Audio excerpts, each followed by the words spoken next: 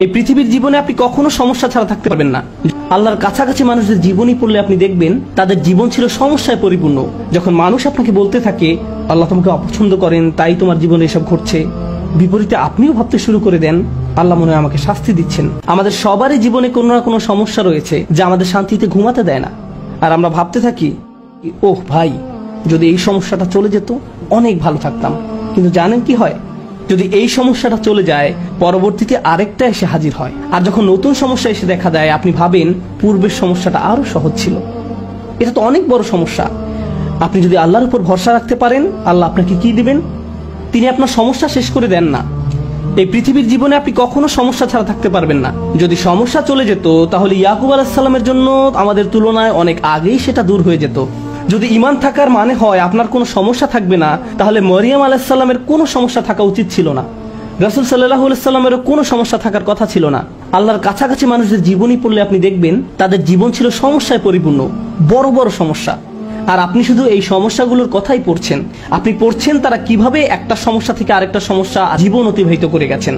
আল্লাহর একজন মহান রসুল ছিলেন ইউসুফ আলাইহিস সালাম। তার জীবনের দিকে তাকালে দেখবেন ছোটবেলা থেকেই তিনি সমস্যা আক্রান্ত ছিলেন। তাহলে আমি এই প্রশ্নটি বারবার করছি, আল্লাহ তাহলে আপনাকে কি দিচ্ছেন?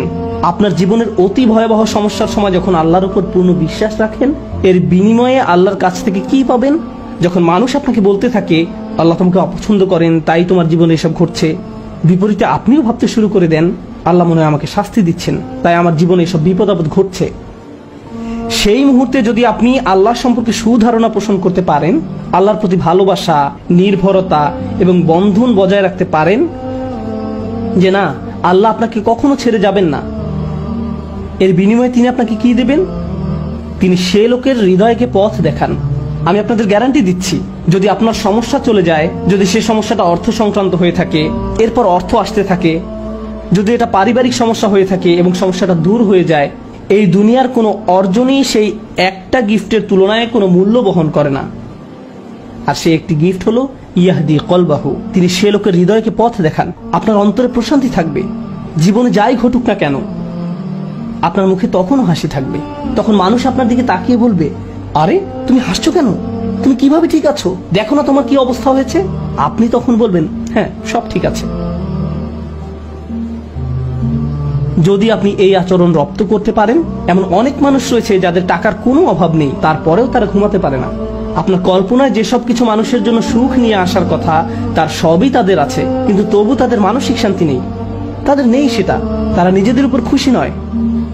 বিভিন্ন রকম ড্রাগ এবং মদ পান করে, বাস্তব দুনিয়া থেকে নিজেদের সরিয়ে রাখে। তারা বাস্তবতার মুখোমুখি হতে পারে না। অন্য মানুষরা তাদের ভিডিও দেখে বলে ওয়াও, তাদের বাচ্চাদের দোলনাটা কি সুন্দর, তাদের গাড়িটাও কি চমৎকার, আমরাও এগুলো চাই।